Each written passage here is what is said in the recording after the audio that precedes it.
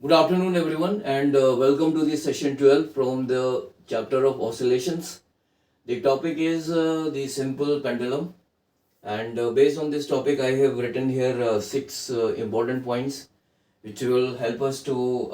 understand what simple pendulum is and how its time period is varying in different situations.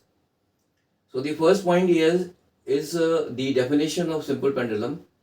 and it says that simple pendulum consists of a heavy,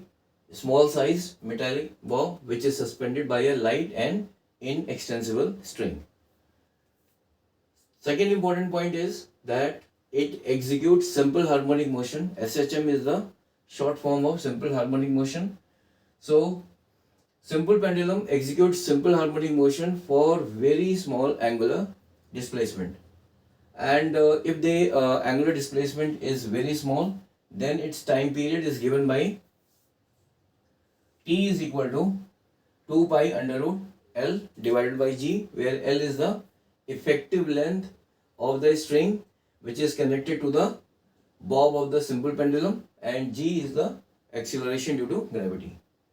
Now consider a simple pendulum which is having a time period of T at a certain temperature. Now if I increase the temperature of that simple pendulum by delta theta degree centigrade, then its new time period will be equal to, that is T dash is the new time period, and this will be equal to 1 by 2 into alpha into delta theta into T, where T is the original time period, delta theta is the change in the temperature, that is the temperature has been increased by delta theta, and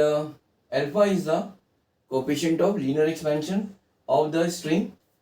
which is connected to the bob, and T dash is the new time period. So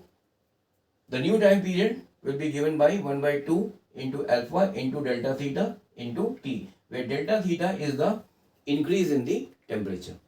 and T is the original time period, alpha is the coefficient of linear expansion of the string. And the fourth point here is, if the pendulum is oscillating in a non-viscous fluid, then its time period is given by 2 pi under root L divided by G in bracket 1 minus sigma upon rho, where sigma is the density of the fluid in which it is oscillating and rho is the density of the bob of the pendulum. The next important point is that if the pendulum is moving in a lift, then in that case the time period is given by under root L divided by G plus minus A. Now the time period is equal to under root L divided by G plus A when the lift is moving in the upward direction with an acceleration A, and it will be, the time period will be equal to under root L divided by G minus A when the lift is moving downward with an acceleration A. The last and the very important point is that if the bob is charged, let us say the bob of the pendulum carries a charge Q, and if it is placed in an external electrical field of intensity E, then the time period will be given by 2 pi under root L divided by in bracket G plus minus QE divided by M, where M is the mass of the bob. Now the time period will be equal to 2 pi under root L divided by G plus QE divided by M when the electrical force is acting vertically downward, and the time period will be equal to 2 pi under root L divided by G minus QE divided by M when the electrical force is acting vertically upward. So these are some of the important formulas with respect to the time period of a simple pendulum in different situations, and it needs to be remembered by all of you because these formulas are very important from the point of view of the board examination as well as the competitive examination as well. So in the next session now I will be coming up with a